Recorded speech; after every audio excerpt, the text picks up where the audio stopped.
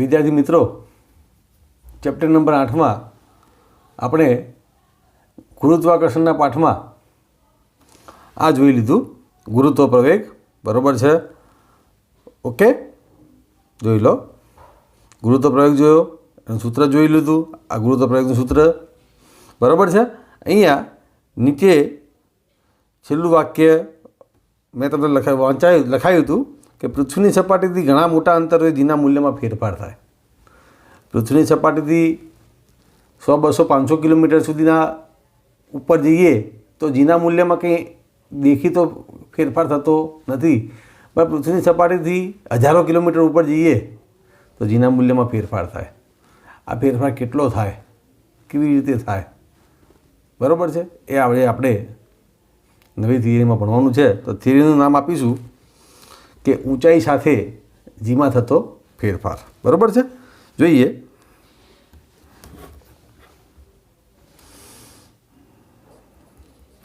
નવી થિયરી ઊંચાઈ સાથે જીમાં થતો ફેરફાર. બરાબર છે? ઊંચાઈ સાથે જીમાં થતો ફેરફાર, આ થિયરી આપણે ભણવાની છે આજે.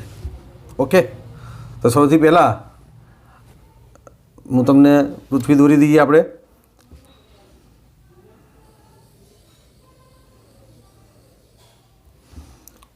બરાબર છે? અને પૃથ્વીની ત્રિજ્યા જેને આપણે કહીશું આરી. બરાબર છે? અને આ કિસ્સામાં કેન્દ્રથી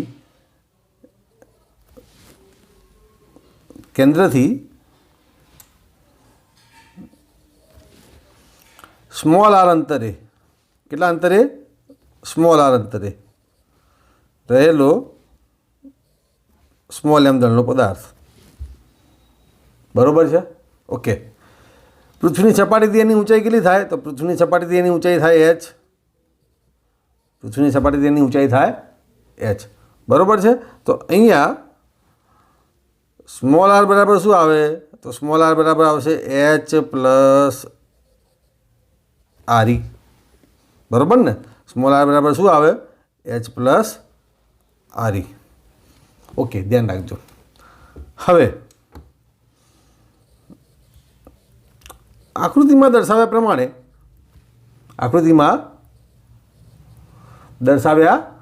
પ્રમાણે સ્મોલ એમ દળના પદાર્થ પર લાગતું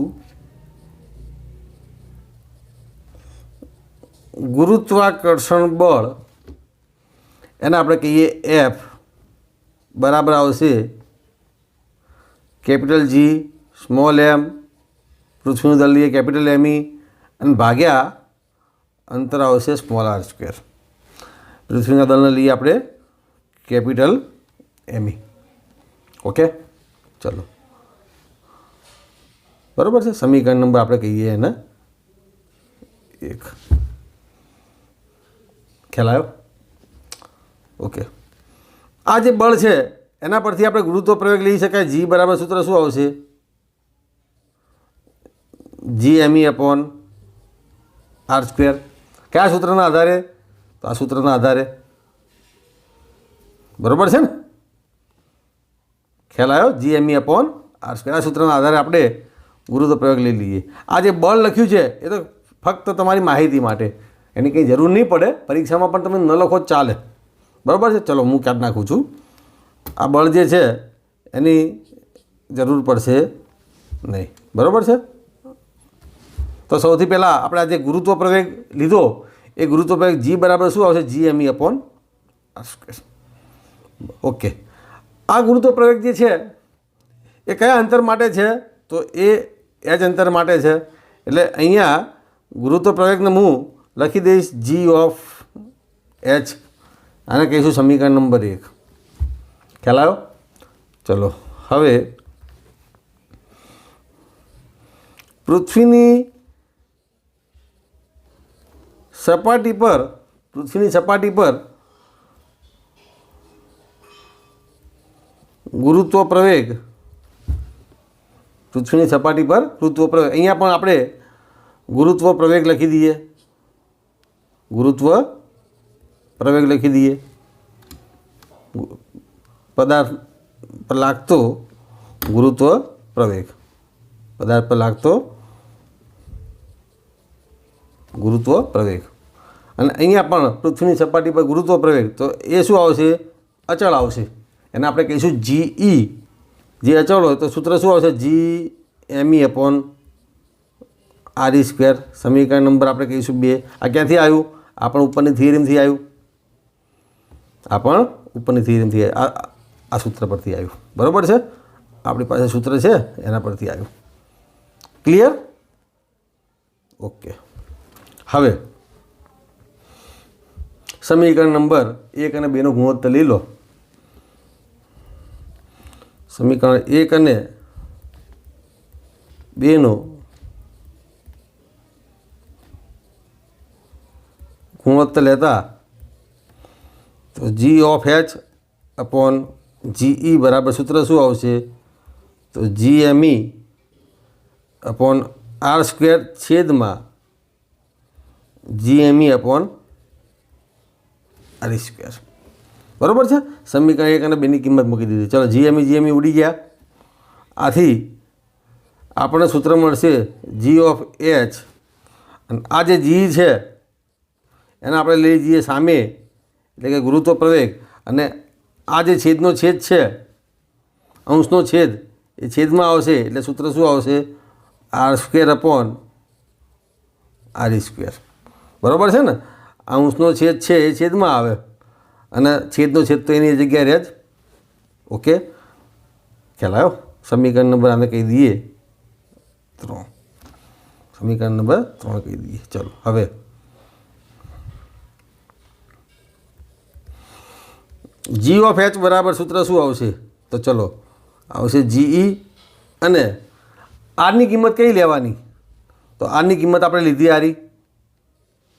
આરની કિંમત H પ્લસ RE થાય તો અહીંયા લખી દઈએ H પ્લસ RE આખાનો વર્ગ અને છેદમાં REનો વર્ગ તો છે જ એટલે કે આપણે શું કર્યું અહીંથી સ્મોલ આરની કિંમત લીધી સ્મોલ આરની કિંમત અહીંયા મૂકી દીધી બરાબર છે ઓકે સરસ ચલો હવે જોઈએ G ઓફ H બરાબર ચલો આ થઈ જશે GE અને RE સ્ક્વેર અને H પ્લસ RE સ્ક્વેર એટલે કે સ્ક્વેર છે એટલે શું આવશે H પ્લસ RE છેદમાં RE અને આખાનો સ્ક્વેર થઈ જશે બરાબર છે ને ત્યારફોર હવે સૂત્ર આવી રીતે લખી શકાય કે G ઓફ H બરાબર GE ચલો આ જે સૂત્ર છે નીચેનું એમાં RE અને REનો ગુણોત્તર લઈ લઈએ તો RE પ્લસ RE ભાગ્યા RE એટલે શું થાય 1 થાય અને અહીંયા શું આવશે H ભાગ્યા RE આખાનો વર્ગ ટૂંકમાં આ સૂત્રને આપણે આ રીતે લઈ શકીએ બરાબર છે ઓકે હવે અહીંયા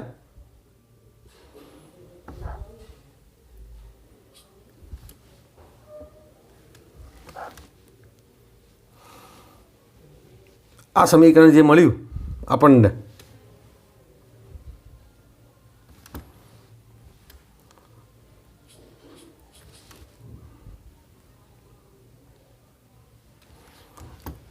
આ સમીકરણ જે આપણને મળ્યું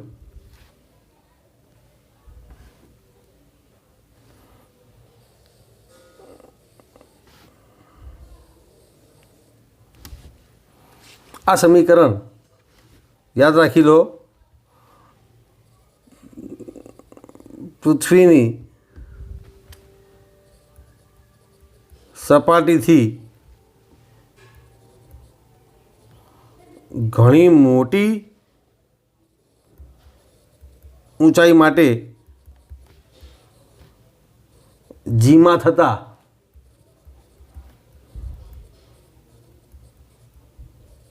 ફેરફારનું સૂત્ર છે. બાળકો સમીકરણ ઉપર ધ્યાન રાખો. આને હું નામ આપી દઈશ સમીકરણ નંબર 4. સમીકરણ ઉપર ખાસ ધ્યાન રાખો. આ જે સમીકરણ તમને મળ્યું એ સમીકરણનો ઉપયોગ કરીને પૃથ્વીની સપાટીથી 10,000 કિલોમીટર, પૃથ્વીની સપાટીથી 20,000 કિલોમીટર અંતરે ગુરુત્વ પ્રયોગમાં શું ફેરફાર થાય, એટલે કે ઘણી મોટી ઊંચાઈ. પૃથ્વીની ત્રિજ્યા છે 6,400 કિલોમીટર. પૃથ્વીની સપાટીથી પૃથ્વીની ત્રિજ્યા કરતાં 2 ગણી ઊંચાઈ, પૃથ્વીની ત્રિજ્યા કરતાં 3 ગણી ઊંચાઈ એ જીમાં થતા ફેરફારનું સમીકરણ છે. હાર્યું યાદ રાખો, ધ્યાન રાખજો બરોબર. હવે નવું સૂત્ર આવે છે. ટૂંકમાં સમીકરણ નંબર 4 જે છે એ વ્યાપક સમીકરણ કહેવાય. બરાબર, સમીકરણ નંબર 4 એ વ્યાપક સમીકરણ કહેવાય. પરંતુ પૃથ્વીની સપાટીથી ધારો કે તમે 1000 કિલોમીટર જાઓ, 500 કિલોમીટર જાઓ તો જીમાં શું ફેરફાર થાય એના માટેનું સમીકરણ અલગ આવશે. સમીકરણ 4 તમે ધ્યાનમાં રાખો. એમાં જે છેદ છે એને તમે અંશમાં લાવો. સમીકરણ નંબર 4નો જે છેદ છે એને તમે અંશમાં લાવો, એટલે કે જીઈ, અને આ આખો છેદ આપણે અંશમાં લાવી દઈએ તો h પ્લસ RE અને આખાની થઈ જાય -2 ઘાત. આખાની થઈ જાય -2 ઘાત. ઓકે, ચલો હવે આ જે પદ આવ્યું, આ પદ એ ગણિતનો મુદ્દો છે અને એ વિસ્તરણનું પદ છે. સૂત્ર આવું આવે, અહીંયા તમને લખું છું 1 ± x⁻n ઘાત. આવું સૂત્ર હોય તો અહીંયા 1 ± nx બરાબર છે, અને પછી ઘણા મોટી ઘાતવાળા પદ આવે.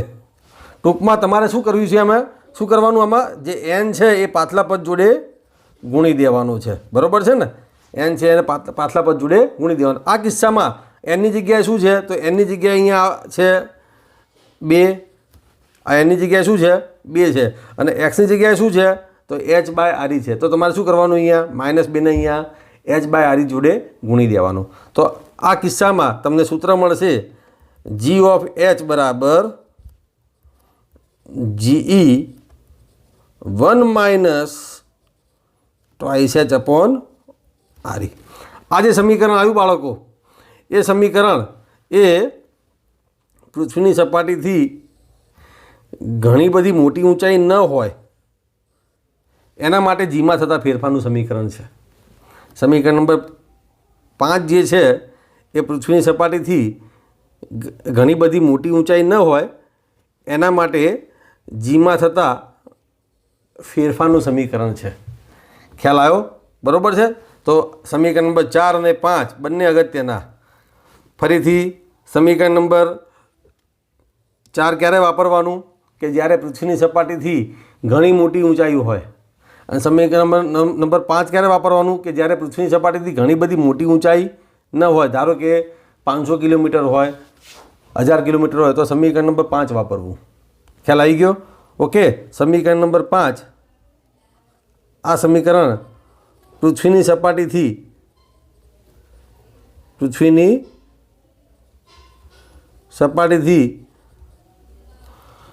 ઘણી મોટી ઊંચાઈ ન હોય તે વખતે ગુરુત્વ પ્રવેગમાં થતા ફેરફારનું સમીકરણ છે. ઓકે, તો અહીંયા જોઈ લો બાળકો, તમે આપણે થિયરી ભણ્યા. કઈ થિયરી ભણ્યા? ઊંચાઈ સાથે જીમાં થતો ફેરફાર. બરાબર છે, જોઈ લો એકવાર. શું કર્યું આપણે? આકૃતિ દોરી, ગુરુત્વ પ્રવેગનું સૂત્ર મૂક્યું, પૃથ્વીના ગુરુત્વ પ્રવેગનું સૂત્ર મૂક્યું, બંને વચ્ચેનો ગુણોત્તર લઈ લીધો, ત્યારબાદ આરની કિંમત મૂકી. બરાબર છે, અને ગણિતનું સ્ટેપ મૂક્યા, સૂત્ર આવી ગયું. તો આ થિયરી અગત્યની થિયરી છે. બરાબર છે. ઓકે, એકવાર જોઈ લઈએ.